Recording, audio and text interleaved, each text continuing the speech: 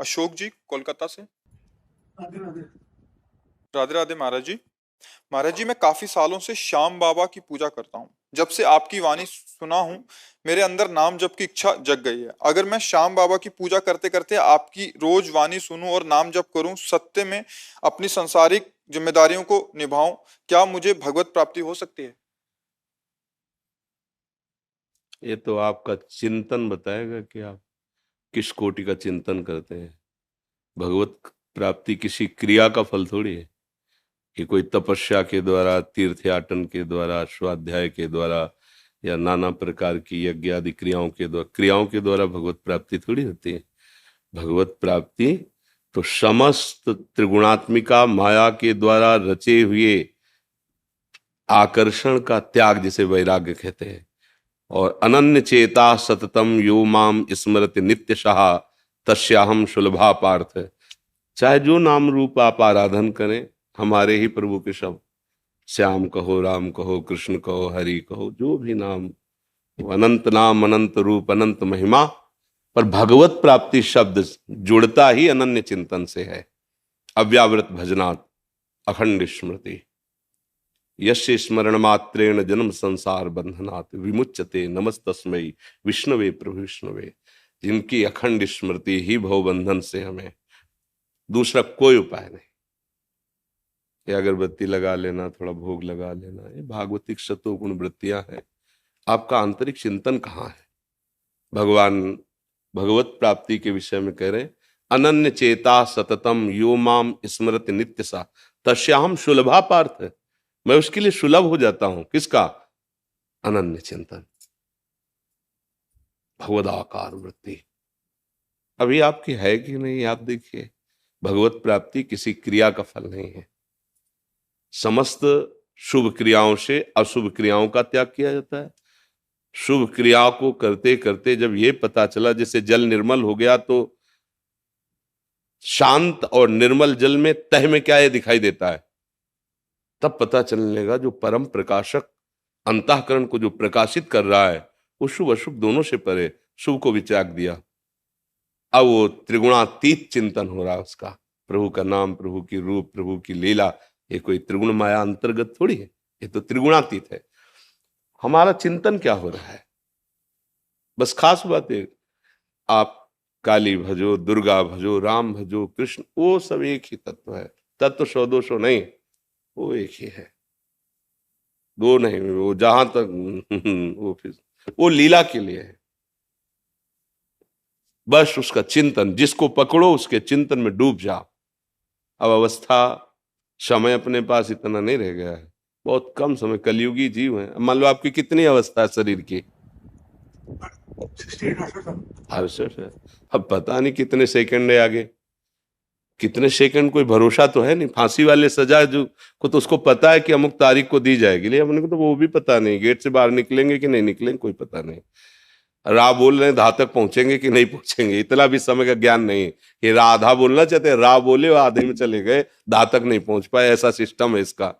इसलिए हमारी प्रार्थना है, जैसे बने वैसे नाम जपना शुरू कर दो, बस निहाल हो जाओगे। पूजा पाठ योग साधना सब साधन कर, यह फल सुंदर प्रभु पद पंकज प्रीति निरंतर। अपने आराध्य देव का निरंतर स्मरण, उत्साहित होकर हर समय नाम चल रहा है, भगवत प्राप्त ही हो। बस इसे पकड़ लो। भगवत प्राप्ति, दान पुण्य, जितनी भी ये सब क्रियाएं हैं, इन सब से नहीं होती। भगवत प्राप्ति चिंतन से होती है। बारी मथे घृत होए बरु सिकता ते बरु तेल, बिनु हरि भजन न भवतरी, या सिद्धांत पे। भगवान के वचन है, अनन्यस चिंतयन्तो माम ये जना पर्युपासते। जो मेरी उपासना अनन्य चिंतन की करते हैं, योगक्षेम मैं वहन करता हूं उनका, और तेषाम हम समुद्धरता मृत्यु संसार सागरात। बस बात पकड़ लो। अगर भगवत प्राप्ति करनी है तो वो आंतरिक चिंतन होता है। हाँ, बाहरी भागवतिक क्रियाएं कर रहे, पर कोई उनकी फल की आशा या उस पर मातृ बुद्धि नहीं, मातृ बुद्धि अंतर के चिंतन में। सब कार्य हो रहे हैं, वार्ता हो रही, सब हम आपको देख रहे हैं, आपके चेहरे पे नाम लिख रहे हैं, आपको लग रहा है हमें देख रहे हैं, हम उसी को देख रहे हैं जिसका अभ्यास किया है, जिसके लिए जीवन समर्पित, उसी को देख रहे हैं। अगर चूक हो जाए तो इतने भजनानंदी महाराज भरत जी मृग में और मृग बन गए। ऐसा चिंतन का खेल है।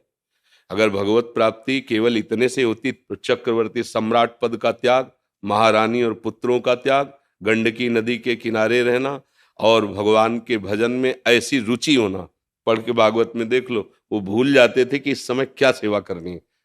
ऐसी स्थिति का भी महापुरुष, चिंतन बिगड़ा, हिरण का चिंतन आ गया, चिंतन बदल के इतना चला गया कि भगवत चिंतन ही रुक गया। पढ़ के देख लो, भगवत चिंतन ही रुक गया तो अगला जन्म क्या हुआ? हिरण का हुआ। अगर इन सब से भगवत प्राप्ति हुई होती तो फिर हो जाती। खास बात चिंतन की है। तुम्हारा चिंतन कहाँ है? तुम क्या बनोगे? जैसे फोटो खींच रहे हैं कैमरे में अंतिम समय, अब आप एक आंख बंद कर लो या जैसी सीन करोगे वही आ जाएगी फोटो। अंतिम समय जो चिंतन करोगे 84 लाख योनियों में वही तुम बन जाओगे। तो हम प्रभु का चिंतन करेंगे तो प्रभु बन जाएंगे। प्रभु पक्का सारूप्य मोक्ष, साक्षात भगवत स्वरूप होकर भगवत धाम में विराजमान होना। गीध देह तज धरि हरि रूपा, हरि रूप प्राप्त करके भगवान, इसे भगवत प्राप्ति कहते हैं। और वो होती है अखंड चिंतन अनन्य भजन से।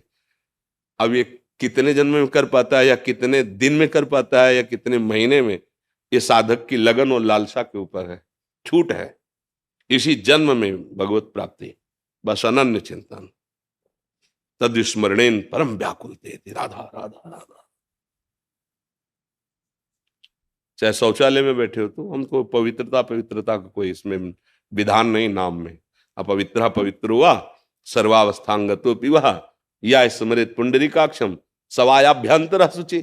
उबाय अभ्यंतर से पवित्र ही है जो पुंडरीकाक्ष कमल नयन भगवान श्री हरि का नाम जपता है, स्मरण करता है, और स्मरण करने वाला ही भगवत प्राप्त होता है। श्रुति जुनेजा जी कोलकाता से। राधे राधे महाराज जी। महाराज जी, गुरु के अंग संग का सौभाग्य और पूर्णता, क्या ये दोनों जन्म के कर्मों का फल है क्या? कृपा का फल है। गुरु का वर्ण होना, गुरु की वाणी में रति होना, गुरु के बताए हुए मार्ग के अनुसार चलना, वस्तु तत्व की प्राप्ति हो जाना, ये सब कृपा से है। इसमें हमारा कोई भाग्य या कर्म नहीं। आज ही आप सत्संग में सुन रहे थे कि ये जो मानसिक रोग हैं, ये जो अज्ञान से हम अपने को शरीर मानकर मन और इंद्रियों के द्वारा भोगों को भोग रहे हैं, ये तपस्या, यज्ञ, स्वाध्याय, तीर्थयाटन, दान, योग आदि ये बड़ी औषधियां हैं। ये रोग को दबा देंगे लेकिन जड़ से नहीं मिटा पाएंगे। तो गरुण जी महाराज ने काकभूषुंडी जी से पूछा कि फिर जड़ से कैसे नष्ट होते हैं? बोले राम कृपा नासई सब रोगा, जो यही भांति बने संजोगा। सदगुरु वैद्य बचन विश्वासा, संयम यह न विषय के आशा। बोले भगवान की यदि ऐसी कृपा से संयोग बन जाए तो जड़ से रोग नष्ट हो जाए। क्या संयोग बन जाए? हमें सदगुरु की प्राप्ति हो जाए। भगवान और सदगुरु एक ही तत्व के दो पर्यायवाची शब्द हैं।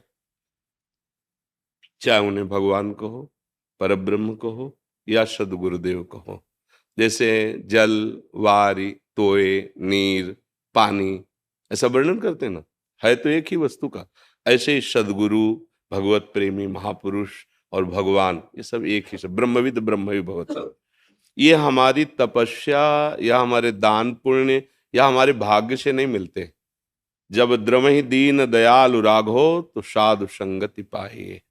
जब हरि जिस पर प्रसन्न हो गए तो सदगुरुदेव की प्राप्ति हो जाती है। और सदगुरुदेव के अंग संग का तात्पर्य है उनके इशारे पे चलना, उनकी आज्ञा पे चलना। जैसे आप कपड़ा धो देते सदगुरुदेव की, चरण सेवा करते हैं, भोजन पवाते हैं, पात्र मार्जन करते हैं, उनकी परिचर्या में हैं, पर आप उनकी आज्ञा का पालन नहीं करते। जो वो चाह करते हैं कि आप भगवत स्वरूप में स्थित होने के लिए ऐसा व्यवहार कीजिए, ऐसे चलिए, ऐसा सुमिरन कीजिए, तो यह अधूरी सेवा मानी जाएगी। और गुरु के इशारे पे अब जो ही कहां करें हम सोई, आयस लिए चले निज दासी। निज दासी मतलब बिका हुआ, मेरा कोई अस्तित्व नहीं। गुरुदेव के खड़े हो जाओ, खड़े हो जाओ, बैठ जाओ, बैठ, खड़े हो जाओ, बैठ जाओ, क्यों बैठ गए, खड़े हो जाओ। तो दोबारा है नहीं, पर क्या चल रहा है, मतलब बार बार खड़े होना, बार बार बैठना, बार बार। अरे एक बार बोलो खड़े हो जाओ या बैठ जाओ, फेल हो गए। एक शिष्य को बहुत प्यार करते थे गुरुदेव। जिसको गुरु का प्यार मिल जाए तो मतलब आप कुछ बकाया नहीं रहेगा, सब कुछ प्राप्त हो जाएगा। गुरु प्यार करने, गुरु उसी को प्यार करते हैं जो गुरु की आज्ञा पे रहता है। तो औरों को लगता कि ऐसा क्या। तो एक दिन एक ने प्रश्न किया, महाराज जी हम भी तो आपके हैं, आप इनको इतना प्यार, जो आज्ञा इन्हीं को, और जब देखो तो इन्हीं को, तो हमें अवसर क्यों नहीं मिलता, हमें उतना प्यार क्यों नहीं देते आप, मतलब क्या कमी हमें। तो तुम्हें लगता है ऐसा है, हमारे लिए तो सब समान है। ये सुनो, हमारी इच्छा है कि ये जो बरगद के पेड़ है इसमें चबूतरा एक बना दो, और जिसे बहुत प्यार उसे कहा पीपल के पेड़ के नीचे एक चबूतरा बना दो, शाम तक बन जाना चाहिए। बोले जी सब, दोनों ने बनाया। शाम क्या है, बोले ठीक नहीं, दोनों बिगाड़ दो, बिगाड़ दो। सुबह फिर दोनों बना दो, शाम के फिर कब बिगाड़ दो। 3 दिन लगातार करने के बाद जो प्रश्न किया था कि हमें क्यों प्यार नहीं, बोले आप बताओगे कि आपकी पसंद क्या है, रोज बनवाते हो, रोज बिगड़वा देते हो, आप एक बार तो बताइए आपकी पसंद क्या है, व्यर्थ में हमारा। बोले इसलिए इसको प्यार करते हैं, इसलिए इसको प्यार करते हैं कि हमें तुम जीवन भर बनवा बिगड़वा, हमसे इससे मत, हम तो बिके हुए आपके दास हैं, आप जैसा आज्ञा करें। उससे पूछा कि आपको कुछ बुरा नहीं लगा, बोले बुरा क्यों लगे, न मेरा शरीर न मेरा मन है, न मेरा संकल्प है, ये तो आपको समर्पित है, आप जैसे चाहो करते रहो, आप सब कुछ प्राप्त हो जाएगा। गुरु के अंग संग का मतलब है गुरु की आज्ञा में जीवन को समर्पित कर देना। गुरु और भगवान दो नहीं है, इसका हमें अच्छी तरह ये भाव करना है। तो जैसे लोग कहते हैं मानो सामने वाला कपट कर रहा हो, तो काल नेमि ने कपट करके साधु रूप धारण करके हनुमान जी को ठगना चाहा, तो भगवान ने मकरी रूप से बता दिया ना कि साधु नहीं, क्योंकि आप भगवान के सहारे हैं, वो बीच में आपके हैं, गुरुदेव और आपके बीच में भगवत सत्ता विराजमान है। अगर आप सच्चे हृदय से, तो सच्ची कहते हैं उनकी कही हुई बात से आपको भगवान मिल जाएंगे। बातें बहुत हैं, बस समझना है। एक बार एक ग्रामीण भगत जो गाय चराया करता था, भागवत कथा हो रही थी, तो निकला वहां से, उसके पास समय तो था नहीं सुनने का, वो लोग सुन रहे तो खड़ा हो गया ऐसे लाठी लेके कि क्या बोल रहे हैं महाराज। तो उन्होंने कहा बिना गुरु बनाए जीवन पशु जैसा व्यर्थ चला जाता है, जीव को गुरु की शरण में जाने से ही परम कल्याण होता है। चला गया।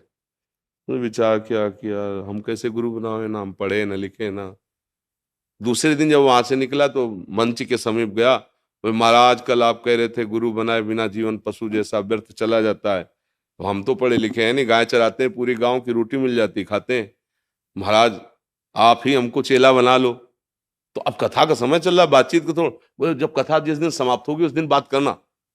उस दिन वो अपना जो चढ़ावा चढ़ा था, जो जैसी व्यवस्था फल फूल आदि वो लेके जा रहे थे, पहले घोड़ों पर चला जाता, तो घोड़े पर सब लाद के पीछे महाराज वो आप कह रहे थे ना गुरु बनाने बिना जीवन, तो अब हम तो और किसी को जानते नहीं, आप ही गुरु। पीछे पड़ गए। उसे भोला भाला देखेगा, धत गपोचन पीछे पड़ा हुआ है ऐसे। बोले जय हो महाराज, मिल गया मंत्र हमको, और एकांत गया नहा धो के। अब देखो ना कोई वेद वाक्य है ये, और ना कोई भगवान नाम के अंतर्गत है। अब वो उनको गुरु मना मानकर भाव से उन्होंने धत गपोचंद कह दिया ना, व्यर्थ में पीछे पड़ा है, रुको रुको गुरु, ऐसे गुरु मंत्र दिया जाता है। अरे थोड़ी कुछ पवित्रता, कुछ तो। अब गाय चराएगा दिन भर घूम, क्या इसको गुरु मंत्र दे दे, ऐसा भाव नहीं, तो धत गपोचंद। वो धद गपोचन, अभी कोई मंत्र थोड़ी, गुरु मंत्र जपना है। गाय चरा रहा तो सुमिरन कर रहा है, बार बार उसी नाम का। ऐसा भाव बढ़ा कि अब एक गाय चराना छोड़ देते, एकांत बैठकर अब एकांत धुन में लगा था। फिर ऐसा भाव बढ़ा कि एक एक दो दो दिन भोजन छोड़ देते, बराबर इसको जपते हैं। ठाकुर जी द्वारिकाधीश जी ने रुक्मिणी जी से कहा, अब हम एक भक्त के दर्शन करने जा रहे हैं। बोले प्रभु अभी तक तो दर्शन देने जाते थे, आज आप दर्शन कर। बोले अलवेला भक्त है, चलोगी क्या? बोले प्रभु हमें बहुत, आप बहुत खुशी होगी यदि आप भक्त के दर्शन करने गए। तो लिवा गए, तो एक झोपड़ी वाला मकान था, घर था। बोले इस कमरे में भगत पहले तुम दर्शन कर आओ, क्योंकि हमारे साथ बाद में चलना, पहले तुम देखो हमारे भक्त की महिमा। अब वो साधारण स्त्री वेश में अंदर गए, वो लगा था धद गपोचन धद गपोचन धद। उनका भगवान के शास्त्र नाम, गोपाल जी के, विष्णु जी के, बड़े भगवान के नाम, ये तो हमने कभी जिंदगी में नहीं सुना। तो उन्होंने कहा ए भैया ये किसका नाम जप कर रहे हो? एक दो बार में तो खोला नहीं आंख, और जब देखा बहुत झकझोर कर रहे ना, तो गुस्सा में चरवाहा आदमी बोले तुम्हारे खसम का कर रहे हैं, जाओ यहां से। वो आई और प्रभु से कहा, प्रभु वो तो बहुत पहचानता है। हम छुपा के गई और वो पहचान गया। वो कह रहा है आपके, तो प्रभु बोले हाँ इसीलिए तो हम दर्शन कर ले हैं। बहुत भगवान नजदीक गए। रुक्मिणी जी ने कहा प्रभु सच्ची बताना, आपका ये नाम है भला? आज तक सुना है आपका? बोले ये नाम है, मैया यशोदा जी के द्वारा रखा हुआ है, ये और जगह लिखा नहीं है, लेकिन ये नाम है। बोले कैसे प्रभु नाम है? बोले एक दिन की बात है कि जब हम बहुत बाल लीला में खिलवाड़ खिलवाड़ में माट तोड़ देना, माखन फैला देना, लाडले थे पूरे ब्रज के ठाकुर जी। तो जैसी गोपी भावना करती वैसी ठाकुर लीला करते। तो एक दिन बहुत ऊंचे छीके पर माखन रख दिया और सोचा आप देखें छोटे से कन्हैया कैसे पावेंगे। तो ओखली ओखली के ऊपर सखा, सखा की कांधे पे ठाकुर जी, फिर ठाकुर जी ऊपर से ऐसे। इतने में मैया आ गई, यशोदा मैया, और उनका उपद्रता जो आप कर रहे हो इससे बचाने के लिए तो मैंने उपाय किया था। बोले मैया मैं कोई उपद्रव नहीं कर रहा हूं। फिर इतने इतने हाथ तुम्हारे। मैया मुझे भूख लगी थी तो हमारी दृष्टि गई तो इसमें चींटी दिखाई दी, तो मैंने सोचा जब मैया आएगी चींटी निकालेगी तब तो मैं भूखा रहूंगा, चींटी निकाल मैं देता हूं। बोले वाह बहुत चतुरता, इतनी इतने में चींटी निकाली जाती है। मैया जहां ऐसे रखता तो चींटी नीचे तक चली जाती, तो मैं ऐसे ऐसे करके निकाल रहा था। मान गई। और यहाँ जो लगा हुआ है, तो बोले एक मक्खी परेशान कर रही थी, यहाँ बार बार बैठती, अब एक हाथ से तो ऐसे छीका पकड़े हुए, अब हम उसको हटा, जब नहीं हटी तो ऐसे मार दिया, तो वही लग गया। तब मैया का धत गपोचल कि तेरे से कोई नहीं जीत सकता, तू जगत गुरु है, बड़ा चतुर है। गुरु के वचनों पर विश्वास तो भगवत साक्षात्कार हो गया। अगर भगवत साक्षात्कार करना है, वास्तविक सतमार्ग में चलना है, तो गुरु के वचनों में दोष दर्शन न करे। जब हम गुरुदेव का वर्ण करते हैं तो यही मन बुद्धि काट छाट करने लगती है, ऐसा क्यों, ऐसा ऐसा क्यों? तुमने कभी डॉक्टर से काट छाट की? ये हरी वाली टेबलेट नहीं, मुझे नीली पसंद है, नहीं, तब वो भगा देगा तुम्हें। पैसा देते हो, हाथ जोड़ते हो, लाइन में खड़े होते हो, और वो जो दवा दे श्रद्धा पूर्वक ले, और भवरोग की दवा गुरुदेव कर रहे हैं, तुम ऐसा क्यों वैसा क्यों, दूसरों से सलाह लोगे जाके? ऐसा नहीं है। मन वचन कर्म से गुरु को भगवान मान करके यदि उनकी बात मान लो तो तुम्हें अनुभव हो जाएगा। देखो जब हम पाषाण विग्रह में भगवान की भावना करते हैं और मुझे भगवान की प्राप्ति हो जाती है, तो चलते फिरते गुरु में वो तो भगवान है ही। हमारी भावना, भगवत प्राप्ति हमारी भावना से होती है। जब हम एक लकड़ी के बने हुए एक चित्र में, एक पाषाण मूर्ति में अपना भाव जोर से करते हैं तो भगवान वहीं मुस्कुराने लगते। खंबे से भगवान प्रकट हो गए, नरसिंह रूप प्रकट हुए ना, तो सदगुरुदेव तो साक्षात परब्रह्म है ही, वो तो चलते फिरते भगवान है। बस हमारी भावना की कमी है। भावना की कमी होने पर दुर्योधन भगवान को भगवान नहीं मानता था, नहीं मानता। तो जब भगवान उपदेश करते तो कहता ऐसा मत समझो श्री कृष्ण की मुझे धर्म का ज्ञान नहीं, मुझे धर्म का ज्ञान है पर मेरी रुचि नहीं है, और मुझे अधर्म का भी ज्ञान है पर उसमें रुचि है मेरी। भगवान सलाह देते तो कहते पांडवों को दो जाके।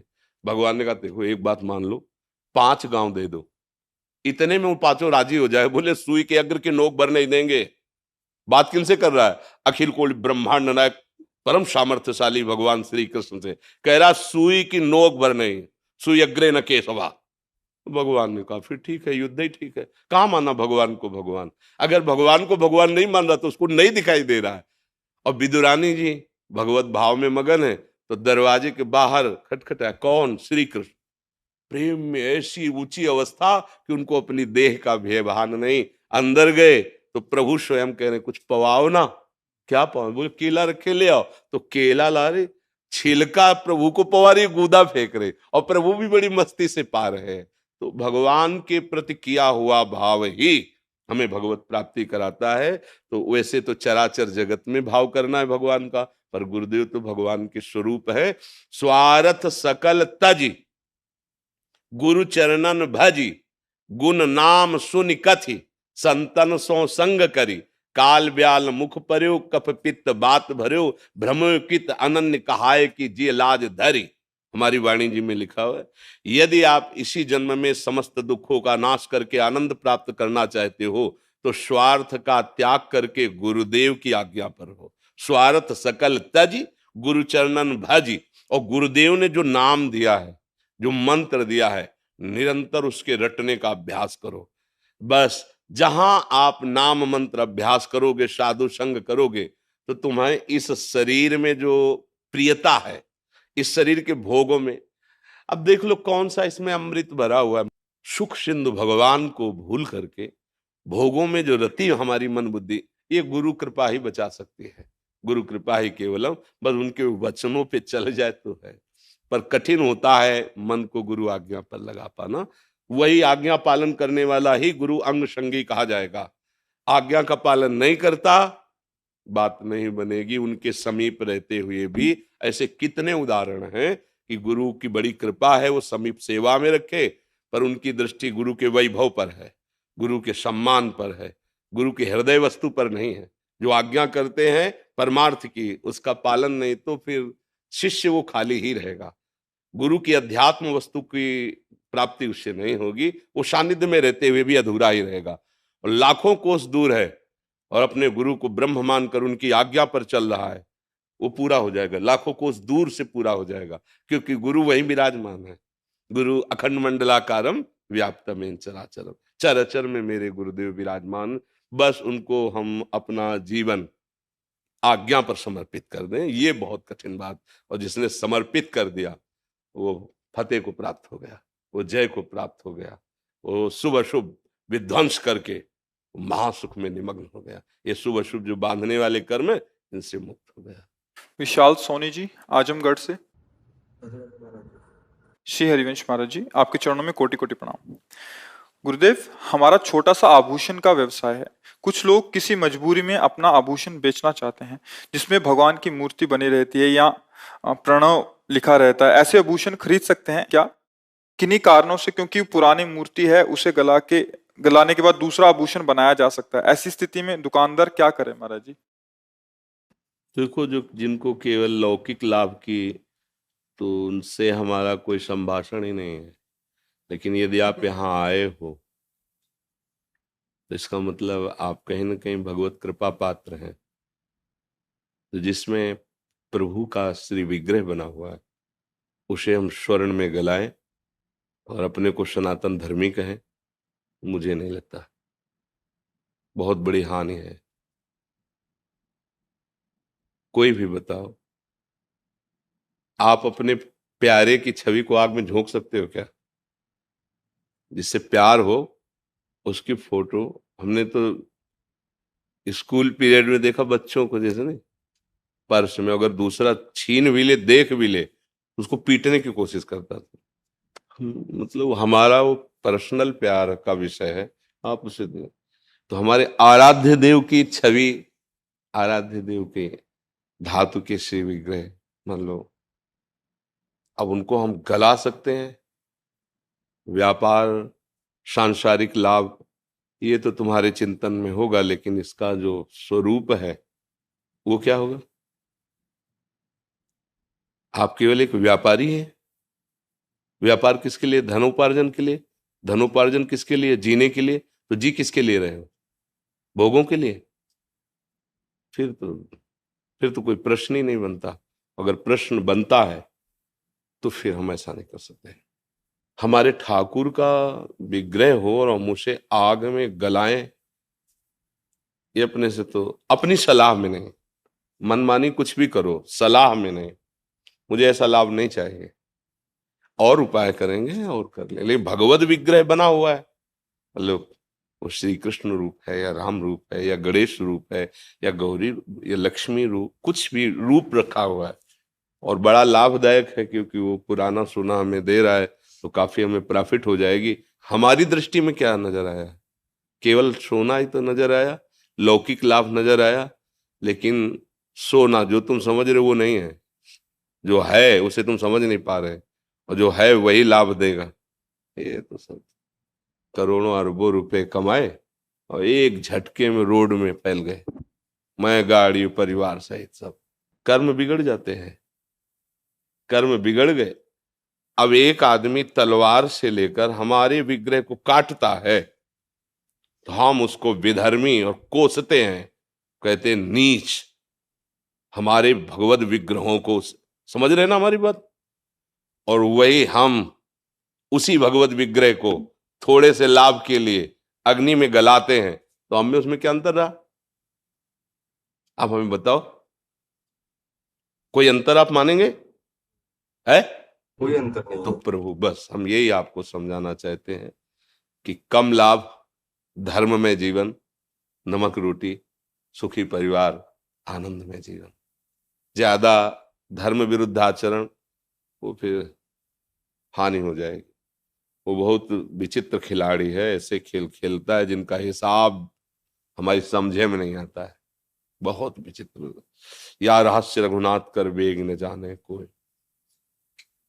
जैसे हमारे सामने राधा नाम लिख दिया जाए और कहा जाए पैर रख करके नांगो नहीं तो तुम्हारा गला काट देंगे, तो हम गला कटवा लेंगे, पैर थोड़ी रखेंगे, क्योंकि मेरे आराध्य देव का नाम है। नहीं, हमारा गला काट।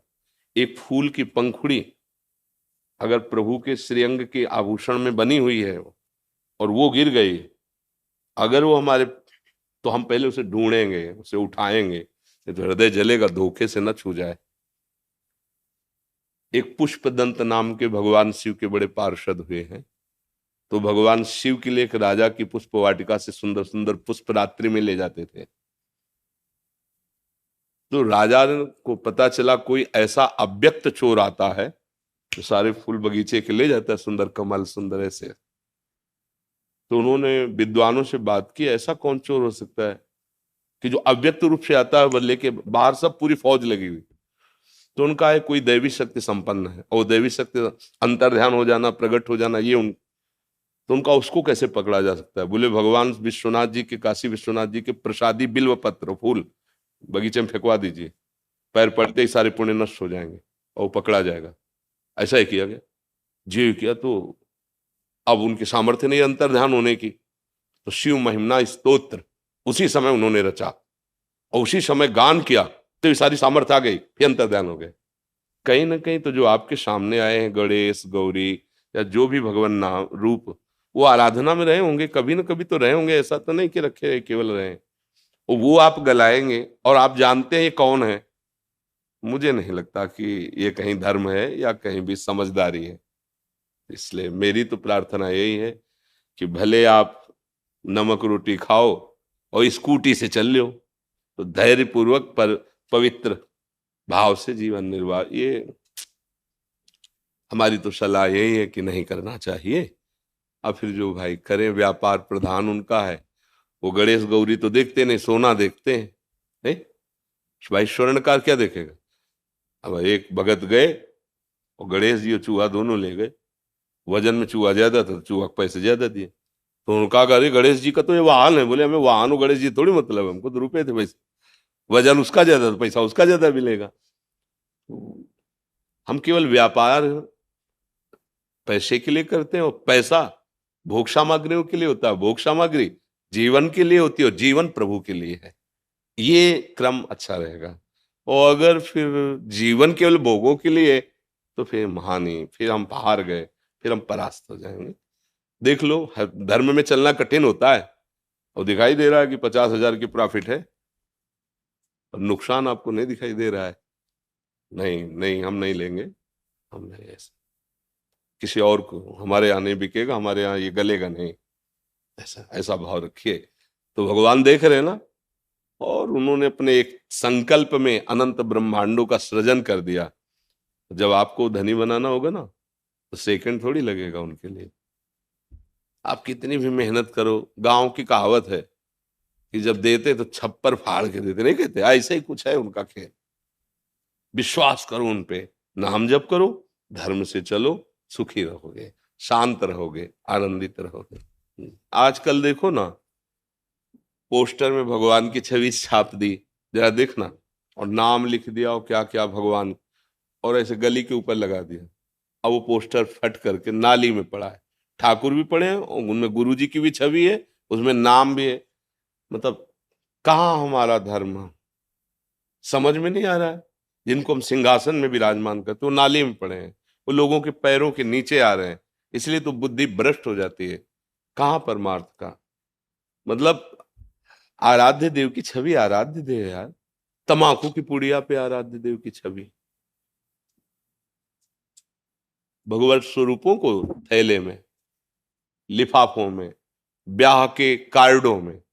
अब ब्याह का कार्ड तो ब्याह ही किस तारीख को ऐसे फेंक दिया फिर, और उसमें प्रिया प्रीतम बने, उसमें शिव उमा बने हैं, या सीताराम जी बने, वो सब ऐसे तो क्या होता है, सारे सुकृत नष्ट हो रहे, बुद्धि भ्रष्ट हो रही। समझ पा रहे हैं?